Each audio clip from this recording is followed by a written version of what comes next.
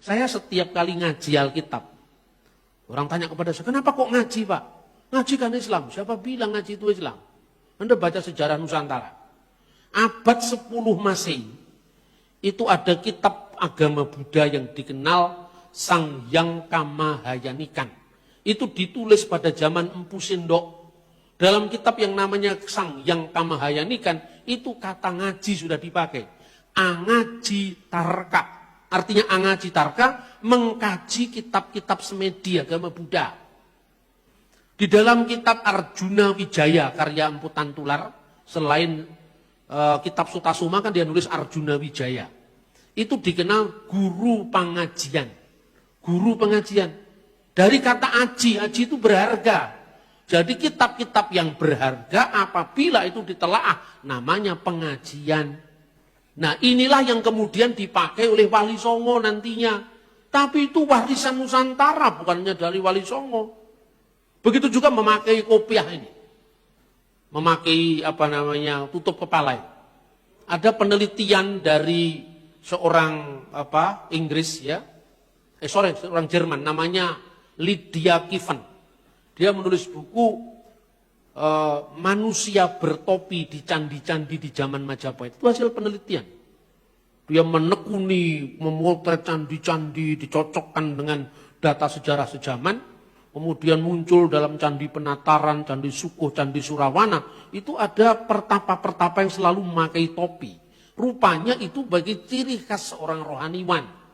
Selain biku ada bikuni yang topinya kotak seperti peci atau kopiah itu. Itu loh ceritanya.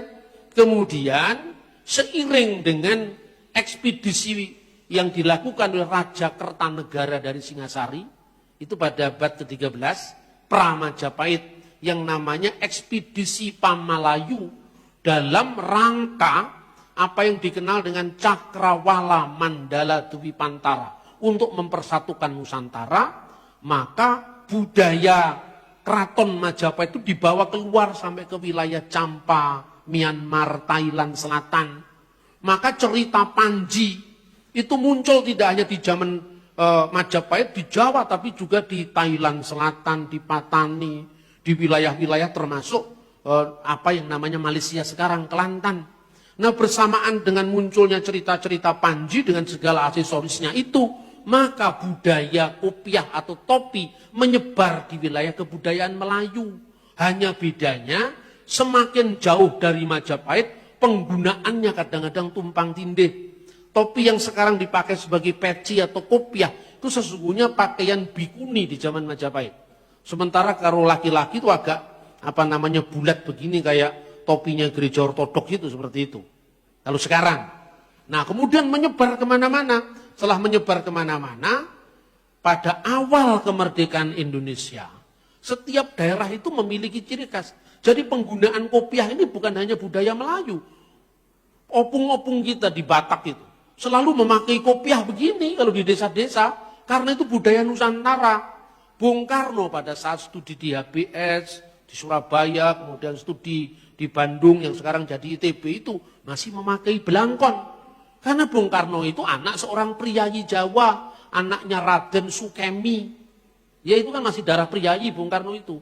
Lalu dia dalam perjalanan bangsa mencari identitas Indonesia. Bukan hanya identitasnya kaum priyayi Jawa dengan belangkon dan batiknya. Ini batiknya kalau yang begini itu ciri khasnya kaum priyayi. Kalau batiknya rakyat lebih sederhana, itu batik itu ada maknanya itu. Maka Bung Karno mencari simbol yang bisa lebih merakyat, yang dikenal di semua daerah di Indonesia. Akhirnya Bung Karno memakai topi yang disebut peci Soekarno. Jadi itu menjadi simbol nasionalisme, bukan sekedar kopiahnya kiai. Ya, kadang-kadang orang-orang yang non-Islam itu malas mengurus hak cipta. Akhirnya hak ciptanya dipakai oleh lokal Islam, yang lain tidak kebagian. Padahal tokoh-tokoh kita itu dulu namanya bukan pendeta, itu namanya kiai. Kiai Sadra, Kiai Tunggul Wulung, Kiai Paulus Tosari. Kiai itu Jawa, bukan Islam. Makanya Anda nyebrang di luar Jawa sudah tidak ada kiai, yang ada tuan guru haji di Sumbawa, di Lombok, ya toh? ke Arab sana beduk ndak ada, kopiah ndak ada, karena itu ciri khas Nusantara. Betapa pentingnya budaya ini di dalam konteks iman.